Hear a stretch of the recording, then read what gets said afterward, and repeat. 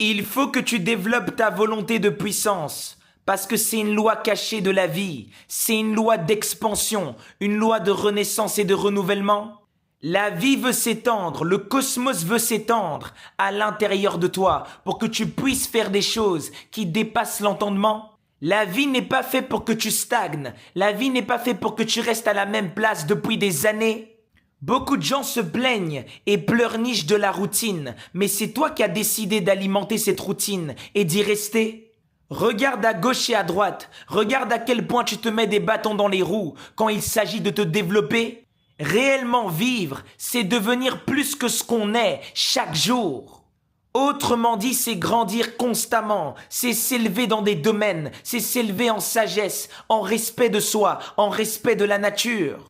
Stagner, c'est déjà mourir. Il n'y a pas de je reste comme je suis. Soit tu évolues, soit tu régresses. Mourir, c'est rester dans un confort prolongé. C'est être dans l'inaction. C'est vivre une vie qui est vide de sens.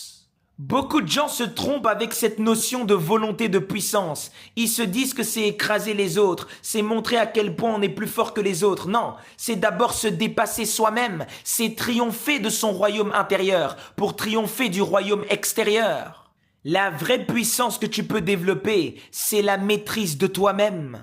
Nietzsche distinguait deux dynamiques, celle de l'homme qui fuit l'effort, la difficulté et la responsabilité, et celui qui recherche le dépassement de lui-même, la transformation et l'intensité. Nietzsche disait la phrase de deviens ce que tu es, parce que dans l'être-té se trouvent les potentialités infinies et celles que tu as choisi d'incarner durant ton parcours. Tu ne peux pas vivre en phase avec l'infinité tant que tu vis selon tes limitations.